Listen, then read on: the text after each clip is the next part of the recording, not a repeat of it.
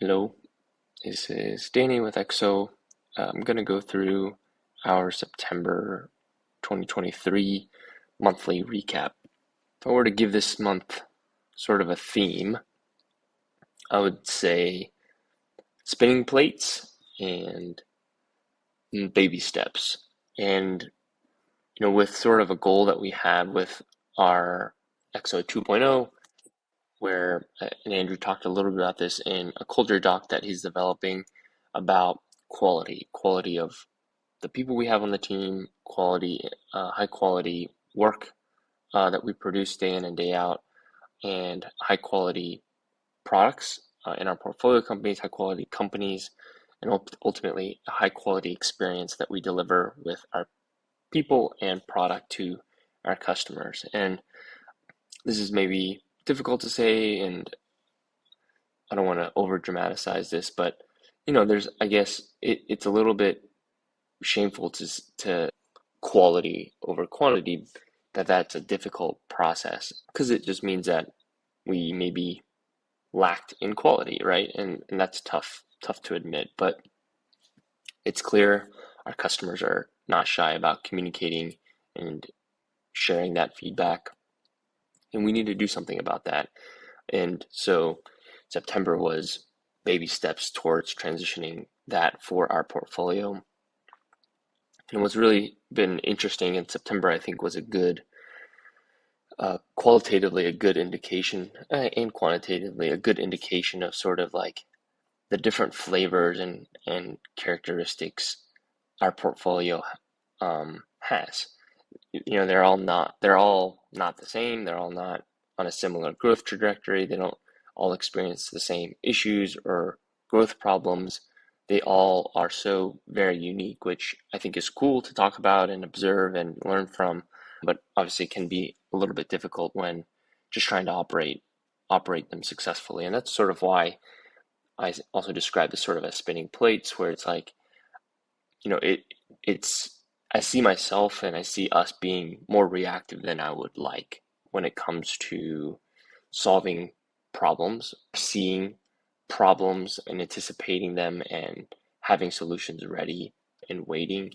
That's been that's been difficult, I think, and I'll talk a little bit about that and the effects of that. But September was a little bit of a down month. This number actually, September goal, this is a little bit off because some of the August numbers, when I look back, they had a few tweaks, just I think because of like stripes and like their refunds and how long some of those things can take to process. But anyways, in comparison to August, we can sort of see in the net volume, we were down a little, and we're sort of split. Cold DM, although net volume was down a little bit, MRR was up, which I can show here.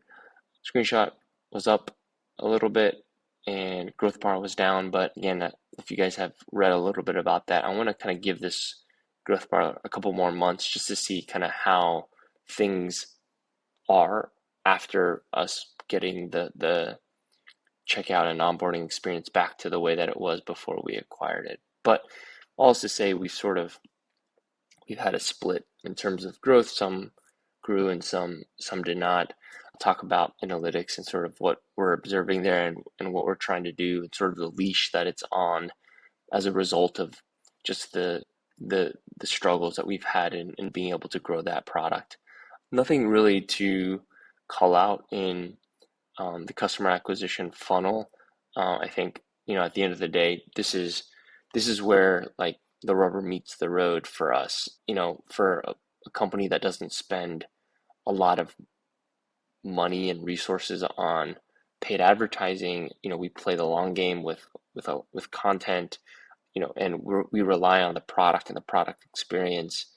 We still haven't figured out and nailed sort of, the activation point and getting the time to value. I think with some of these we saw it early on, but we haven't really adjusted, and we may need to do that. But at the end of the day, that's where we need to improve, and that's we reflected here in the free to paid conversion. Churn overall was lower, which was interesting, but I think total paid was lower. This is a bit of an anomaly because of the growth bar number, but you can see with analytics it was down. Sheet best it was down. Screenshot it was up, but churn for whatever reason for screenshot was higher than it usually is. So it's interesting that sort of everyone, again, all the companies are in a little bit of a different state. They are all kind of experiencing different things. And this is just an observation, but I really do think that's a function of us having 5 companies that we're operating. We, some of them we pay attention to today, some of them we paid attention to tomorrow, some of them we pay attention to yesterday, and there will be neglect, and as a result, maybe atrophy happens, maybe, and I'll talk a bit about this with like analytics, a new competitor popped up, and I truly believe they built a lot of buzz and it affected our churn. With Cold DM, it was a little bit of the opposite. I think we sort of held tight since March. I can jump down in here, Cold DM, but since March, we can pull this up. Sorry for that sudden change. In March, you can see, the business was, had nothing, and then we grew it pretty quickly to about 2,000 MRR in 2 months, made our money back on the acquisition and on the deal. And then we saw, significant decline because of Twitter's API changing, a cost being associated with Twitter's API, them changing what endpoints were available. And we just struggled to maneuver that. And to be honest, that's partially because of the, our limitations with resources and things like that. But we decided to stick it through, and I think the product is now is back to a very stable place. And for September, we saw the first sort of like uptick back up, which I think is, it's a good sign. And I think we'll sort of continue to see that trend as we build out some growth plays now that we're confident in the actual product itself. But yeah, each of these seem to be sort of in an interesting place. And what I mean by that with growth bar, I think we're still sort of holding there a little bit to kind of test a couple of growth things that we'll be doing. We added more content, bottom of the funnel content.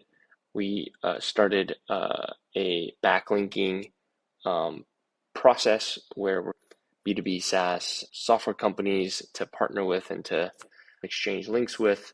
We're almost done with our Google Search Cloud integration. This is console integration. This would be our largest feature since the acquisition. We'll put a product hunt launch behind it, and we have a YouTube product review ready to go and teed up with that, with an affiliate.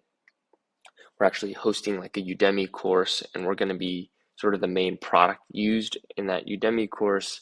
So there's a lot of cool growth plays that we'll test with Growth Bar before the end of this year. So it'll just give us a good barometer going into 2024 on how we want to best move forward in growing that product. So we're excited about that.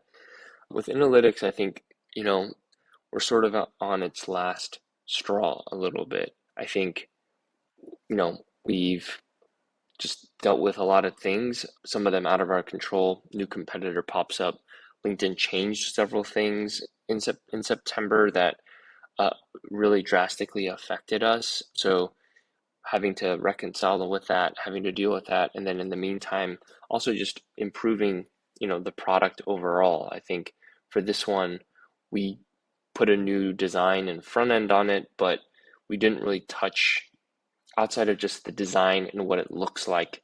We didn't spend a lot of time optimizing and updating the back end and front end code. So September, we did a lot of that because we have new dashboards that we'll be launching in October. So really cool things. And this is sort of us trying to put a mark in the sand a little bit to say, hey, like we need to start seeing growth here after just some plateauing and some dips and plateauing. And so with analytics, September was definitely rough for a variety of reasons, but we do have a path forward. I think I've spoken about this now for a couple of months, and we just haven't been able to trigger or to do it because I want to coincide it with the product release, but because the new features will affect pricing. But transitioning this to a trial, right? We get 1,000 signups, we average about 2 to 3% conversion. not good, us getting to a free trial, I think that will help us in terms of activation. And so we're leaning on those things to come in October, and excited about that.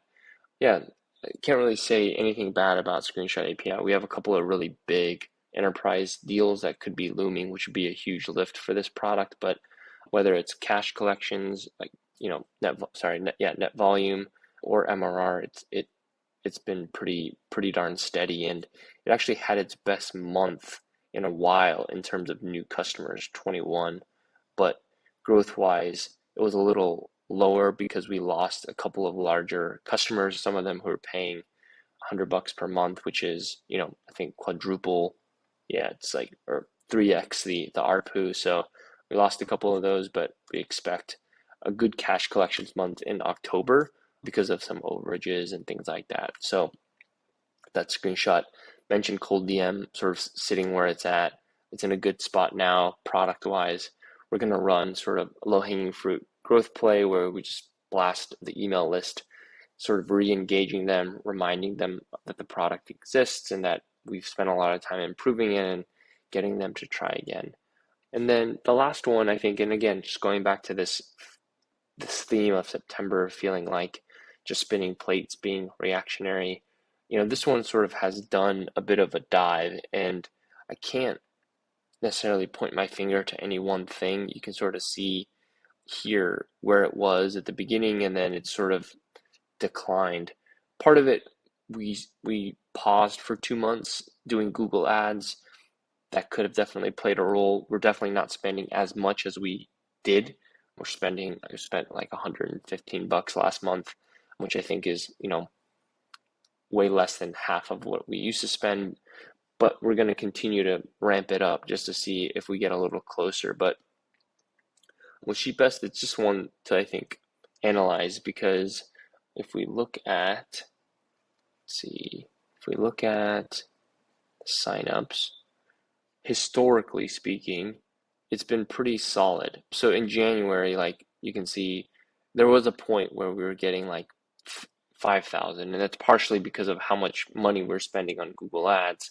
So again, like it might be one of those things where, if we want to get to 40 new customers instead of 20, we need to pay, 2x and see if that's enough. So we don't want to pay more if the ROI is not net positive, but again, just something that we're experimenting with a little bit because of the decline that we experienced. But yeah, I mean, October, again, it's us continuing to creep towards a steady state for our products and our portfolios, where just the amount of lift product wise and engineering wise isn't so focused on like catching up and being reactionary, but giving us a chance to be proactive. And so that's a recap. If you have any questions, don't hesitate to reach out. But hope everyone has a good month of October, and we'll see you on the other side.